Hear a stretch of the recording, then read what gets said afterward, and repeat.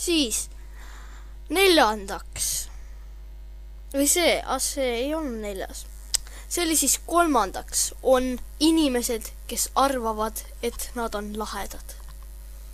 Need on siis tavaliselt sväägerid 13–16-aastased. Nad on siis arvavad, et on lahedad. Seda näiteks ühte ma tean. Teda te võite võib-olla, ma ei tea ta instat. Igatahes on mõned sellised, kes mingi panevad endale prillid pähe ja võtavad käppi ja siis arvavad, et nad on nii lahedad, on ju. Aga tegelikult nad ei ole lahedad. Nad on lihtsalt peded. Siis neljandaks inimesed, kes varastavad teiste postitusi.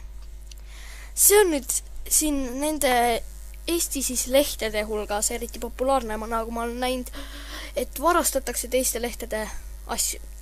Näiteks on lehekülg nimega Annu _ ehk siis see alakriips olen 123 ja ma olen näinud, kuidas tema postitusi on võetud, on ju, ja nii.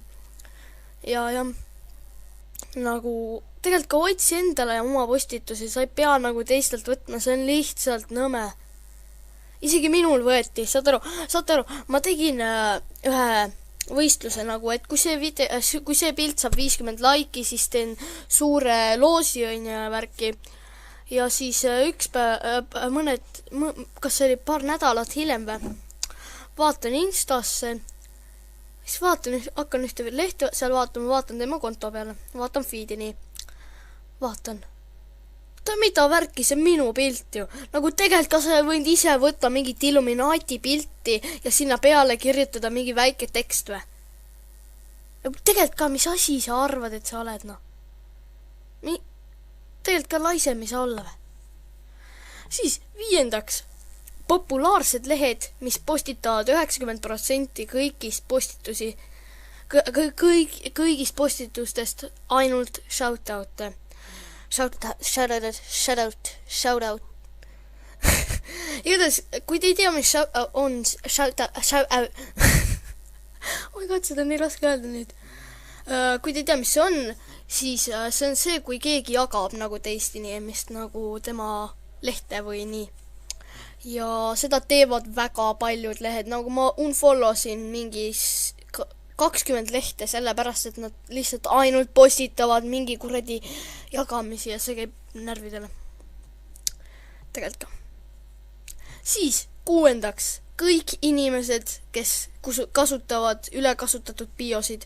Näiteks, mu sõbrad on mu südames, mitte mu bios, või ma ei ole kuum, ma olen külm nagu 2 suve kuumus või midagi sellist, ma ei mäletagi täpselt.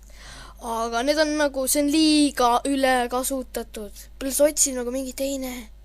Pluss, or I will kill myself. Siis 7. Inimesed, kes postitavad ainult ühte teemat.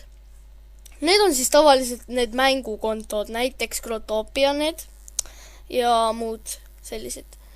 Et nagu ainult seda ühte sitta postitavadki, mitte midagi muud ja see tüütub ära näha. 8. on inimesed, kes ähvardavad iga pisikese asja pärast, et nad lähevad netipolitseisse.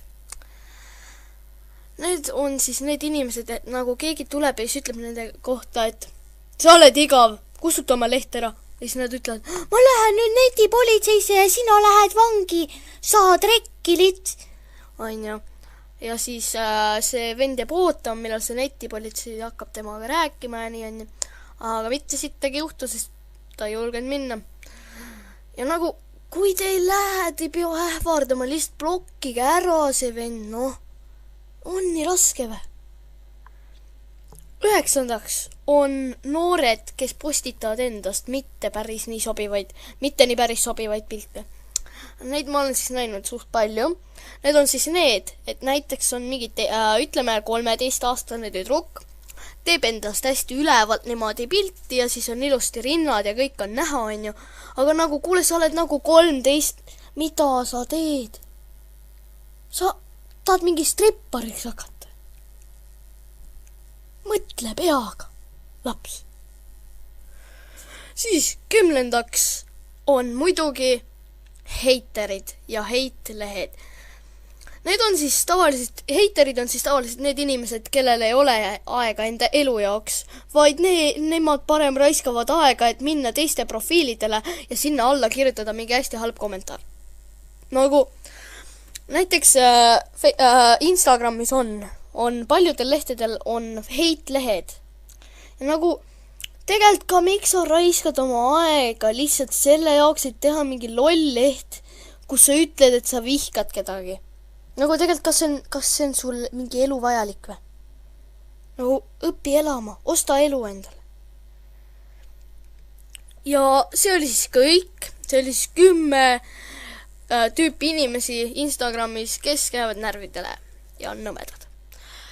Ma loodan, et teile see video meeldis ja kui see meeldis teile, siis followge mind Instagramis, subscribe'ige mind YouTube'is, likeige seda videot, kommenteerige midagi ilusat ja ma loodan, et ma näen teid järgmises videos ja head aega.